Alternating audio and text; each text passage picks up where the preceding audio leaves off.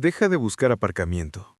Deja de discutir con el barista si era leche de avena o de almendras, porque, siendo sinceros, dentro de unos meses te alegrarás simplemente de poder permitirte esta taza de café. Detente al borde de la carretera, apaga la radio y escucha con atención. Escucha el sonido de la historia rompiendo la barrera del sonido. Ayer, miércoles 28 de enero de 2026. Y si pensabas que las últimas 48 horas ya habían sido una locura, entonces aún no has visto nada. Acabamos de presenciar un evento de mercado que, en teoría, nunca debería ocurrir. El equivalente financiero de un eclipse solar total que sucede exactamente al mismo tiempo que una erupción volcánica. Normalmente, en los mercados, solo existen dos estados. Cuando las personas se sienten seguras, compran acciones. Compran el SP500, compran tecnología, compran crecimiento. Cuando tienen miedo, huyen. Compran oro, compran plata, compran el búnker. Así funciona el balancín. Así están programados los algoritmos. Sobre eso se basa todo el sistema financiero. Pero ayer, el balancín no se inclinó. Se rompió en dos. Todo sube. Y no me refiero a un poco. Me refiero verticalmente. Mira el panel de cotizaciones, porque si no hubiera visto estos números con mis propios ojos, habría pensado que el sistema de datos había sido hackeado. El SP500, el barómetro de la economía estadounidense, el índice de las mayores empresas del mundo, acaba de superar los 7.000 puntos. No se detuvo en 6.900, los atravesó como un tren de carga atravesando poliestireno. Exactamente al mismo tiempo, el oro alcanzó un máximo histórico de $5.300 y la plata, el metal del que se decía que estaba muerto a 90, rompió la barrera de los $115. En la superficie, todo esto parece una fiesta. Pantallas verdes, récords históricos, júbilo por todas partes.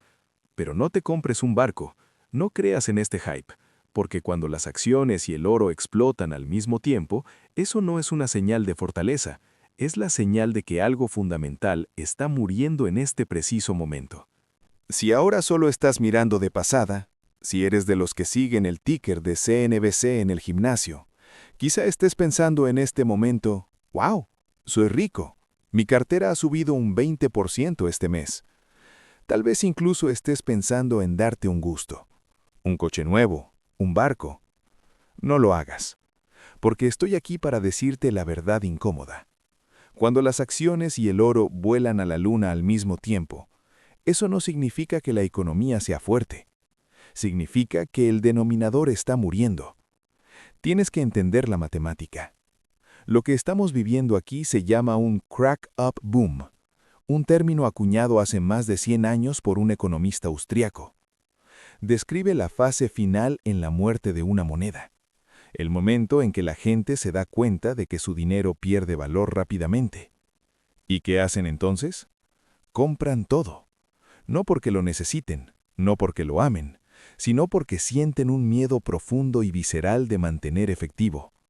Compran acciones, compran bienes raíces, compran arte, compran oro. No por codicia, sino por miedo. El SP500 no sube porque hoy se hayan vendido más iPhones que ayer. Apple es exactamente la misma empresa que la semana pasada, con las mismas fábricas, los mismos márgenes, los mismos problemas. El índice sube porque el dólar cae. Hoy se necesitan $7.000 para comprar la misma cesta de acciones que antes costaba $5.000. Eso no es una ganancia, es un ajuste por inflación. Imagínate Venezuela. Si allí el mercado bursátil sube 1.000.000% en un año, ¿eres entonces un inversor genial? No, te mueres de hambre, porque una barra de pan también se ha vuelto 1.000.000% más cara. Y exactamente eso es lo que estamos viendo ahora. No en Caracas, sino en Nueva York. La burbuja de todo se ha convertido en el pánico de todo. Y el dinero inteligente lo sabe. Los algoritmos lo saben. Por eso el oro está en 5.300. El oro no es una inversión. El oro es un detector de mentiras. Si la economía realmente estuviera en auge, el oro se desplomaría. No compras un seguro cuando tu casa es ignífuga. Lo compras cuando hueles humo. Y el oro a 5.300 te está gritando a la cara que esta casa financiera ya está en llamas. Y aquí es exactamente donde se vuelve peligroso. Porque la peor parte de este tsunami inflacionario no es el precio, es la disponibilidad. Mientras las pantallas parpadean en verde, mientras los políticos dan vueltas de victoria y los algoritmos celebran el crecimiento, en segundo plano la infraestructura física del mercado empieza a atascarse. Ves la plata a $115 y tal vez piensas, de acuerdo, caro, pero al menos todavía puedo comprarla. ¿De verdad puedes? Porque las noticias de la cadena de suministro cuentan una historia completamente diferente. Una historia en la que el precio ya no es más que un número teórico. Estamos recibiendo informes desde los centros de producción en China, concretamente desde Shenzhen. Y tenemos que hablar del llamado apagón de Shanghái. ¿Qué sucede cuando una fábrica de paneles solares pasa 15 días sin ver ni una sola barra de plata? Las luces parpadean en el este, y esa oscuridad viene hacia nosotros. Cuando digo oscuridad, no me refiero a un corte de electricidad, me refiero a un paro cardíaco de la cadena de suministro. Shenzhen no es simplemente una ciudad, es la fábrica del mundo, el corazón de silicio de la industria electrónica china. Y dentro de Shenzhen hay un lugar que lo decide todo, el distrito de Shuibei. Cuando el oro y la plata fluyen en Asia, pasan por aquí. Normalmente esta zona es una colmena, camiones blindados entrando, lingotes saliendo, las refinerías gritando órdenes. Pero ahora llegó un informe de un medio local de noticias industriales que debería aterrorizar a cualquier comprador del planeta. El titular dice, desde hace medio mes no se recibe plata. Déjalo asimilar por un momento. 15 días consecutivos en los que mayoristas y fabricantes en el centro industrial más importante de China no han recibido absolutamente nada de inventario. Se hicieron pedidos, se transfirió el dinero, se gritó a los brokers, y desde las bóvedas de Shanghái solo volvió una cosa: silencio. Los camiones están vacíos. La succión del arbitraje, esa enorme prima de precio que en teoría debería atraer metal hacia China, funcionó demasiado bien. No solo vació Occidente, se tragó la oferta flotante de todo el mundo y ni siquiera eso fue suficiente para llenar el agujero negro de la demanda china. Este es el escenario de pesadilla, porque la plata no es una piedra brillante para guardar en una caja fuerte. La plata es una necesidad industrial. No hay paneles solares sin pasta de plata. No hay coches eléctricos sin contactos de plata. No hay sistemas de armamento modernos sin plata. Cuando las fábricas de Shenzhen dicen que no han visto plata en 2 semanas, eso solo significa una cosa: las líneas de producción están a punto de detenerse. Y cuando las líneas se detienen, comienza el pánico. Estamos pasando de una crisis de precios a una crisis de disponibilidad. A un fabricante no le importa si la plata cuesta 115 o $200. Si no puede conseguirla, cierra la fábrica. Los trabajadores se van a casa y los contratos se rompen. Pagará cualquier precio. Por eso, el precio ahora se desancla. Ya no existe resistencia cuando la alternativa es la quiebra. Y ahora llegamos a la parte que a primera vista no tiene ningún sentido. Porque mientras el precio explota, mientras China ya no consigue metal, los comerciantes en Occidente se comportan de forma extraña. No compran. Al contrario, algunos incluso se niegan a presentar cualquier tipo de oferta. Estamos viendo ahora mismo un periodo de congelación de liquidez en el mercado físico que contradice todo lo que te dice el gráfico. ¿Por qué un comerciante no querría comprar plata a $115? Porque ya no tiene dinero. Tenemos que hablar de la trampa de liquidez y de por qué mañana intentarás vender y descubrirás que nadie puede pagarte. La ventana de tiempo se está cerrando, pero no de la forma que imaginas. Se está cerrando porque las personas que en realidad deberían hacer funcionar el mercado han perdido lo único que mantiene vivo a un mercado: efectivo. En un mercado alcista normal, la liquidez fluye libremente. Compras, vendes, los engranajes encajan. Pero en una subida hiperinflacionaria, como la que estamos viendo ahora en La Plata, los engranajes giran en vacío. La velocidad del movimiento del precio es más rápida que el flujo de caja de los comerciantes. La última vez que vimos algo así fue en fases caóticas de la década de 1980, pero esta vez es digital, instantáneo y multiplicado en peligro. Ahora mismo estamos viendo el cartel en el escaparate que nadie quiere ver. No hay oferta. Y ahora, escúchame con mucha atención.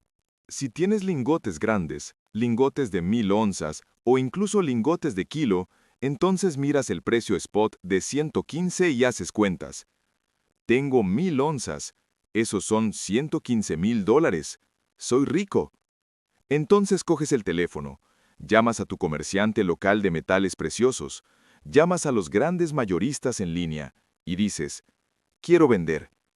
Y en lugar de entusiasmo, hay una pausa, un suspiro, y luego la frase que te congela la sangre en las venas. En este momento no estamos comprando lingotes grandes. O peor aún, te dan un precio que se siente como un insulto.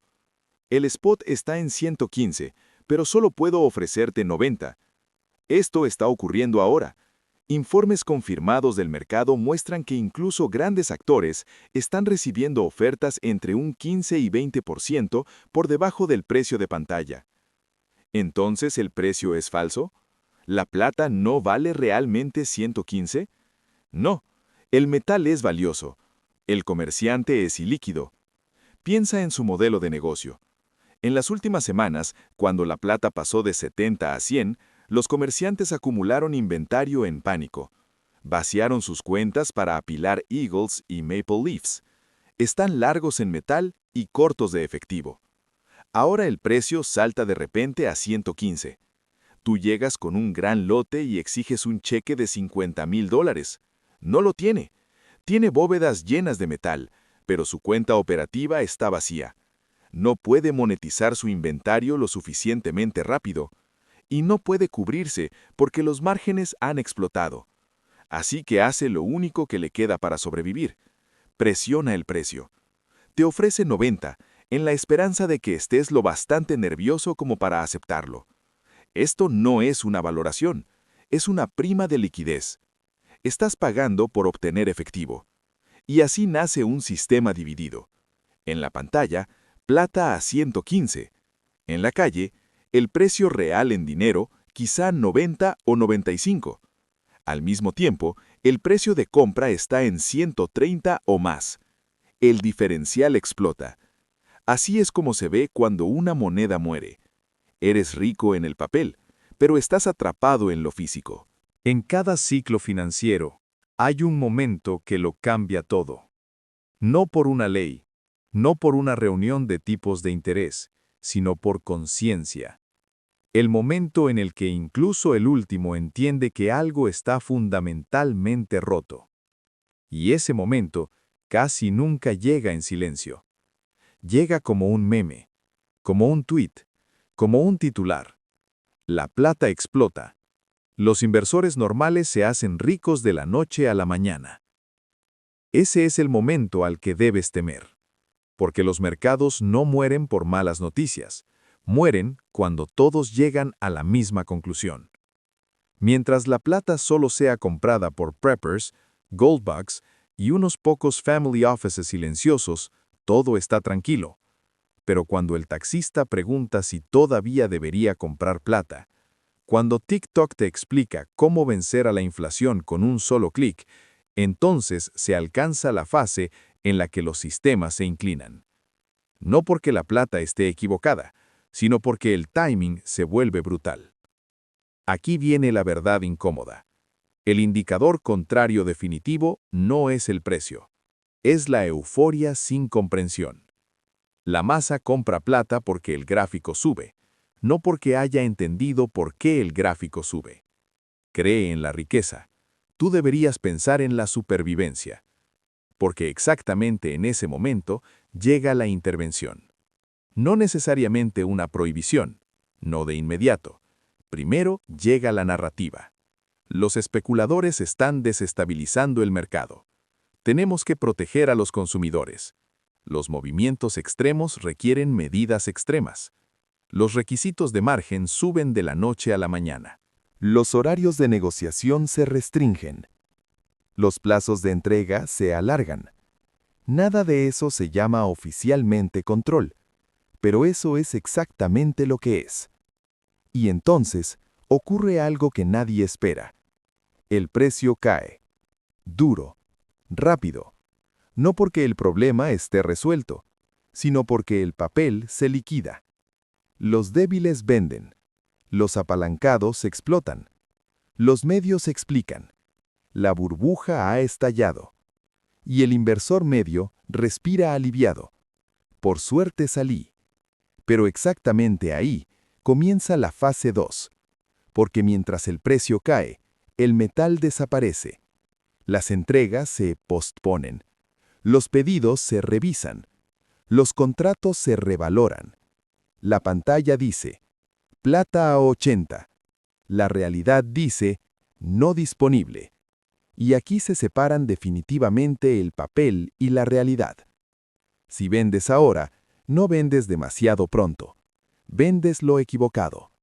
Porque en una crisis de confianza, el precio ya no es más que una herramienta política. El verdadero valor no se muestra en el gráfico, sino en la pregunta, ¿puedes usarlo? ¿Puedes intercambiarlo? ¿O tienes que pedir permiso? Este es el punto en el que la riqueza se convierte en libertad o se pierde. Hay un punto en el que el conocimiento ya no sirve de nada. A partir de aquí, lo que decide es la actitud. Porque cuando los sistemas se desmoronan, no sobreviven los más inteligentes, tampoco los más rápidos, sino aquellos que están preparados sin volverse histéricos. Ayer no fue el comienzo, y hoy no es el final. Estamos en medio de una fase en la que las reglas antiguas ya no funcionan, pero las nuevas aún no se han pronunciado. Este es el momento más peligroso. Muchos buscan ahora señales, objetivos de precio, pronósticos. Pero ese es precisamente el error. En tiempos como estos, la pregunta más importante no es ¿hasta dónde subirá el precio?, sino ¿de qué dependo? ¿De bancos? ¿De plataformas? ¿De promesas? ¿O de cosas que existen incluso cuando las pantallas se apagan? La riqueza ahora no significa crecimiento. La riqueza significa reducción de dependencia. Menos deuda, menos promesas, menos confianza en estructuras que ya te han decepcionado antes. No tienes que acertar el momento. Solo tienes que evitar estar atrapado en el lugar equivocado, en el momento equivocado. El mayor error es el activismo. Reorganizar constantemente. Reaccionar todo el tiempo.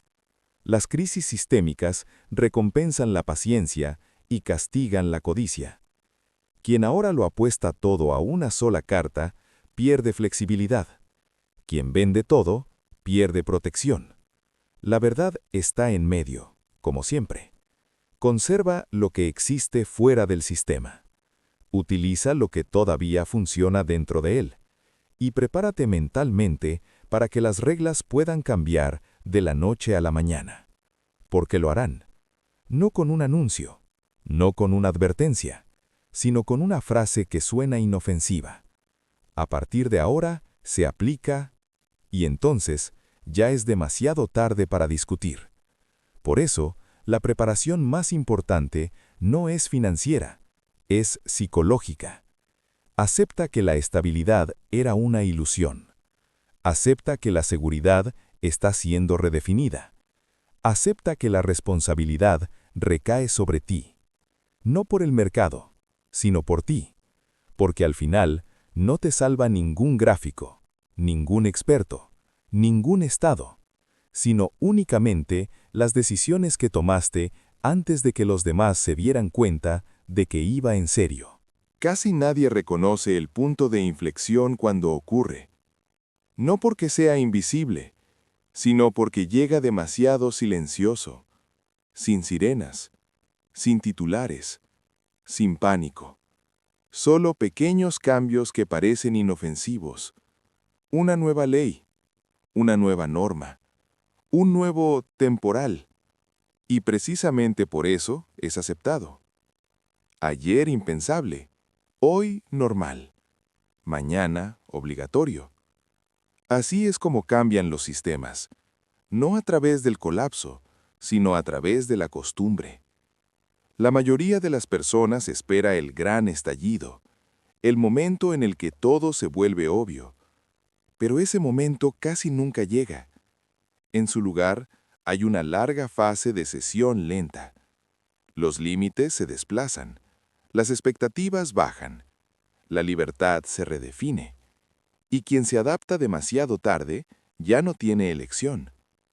Por eso la atención es ahora más importante que la acción. Quien actúa constantemente no oye las señales silenciosas. Quien reacciona todo el tiempo pierde la perspectiva. Observar no es inmovilidad, es preparación.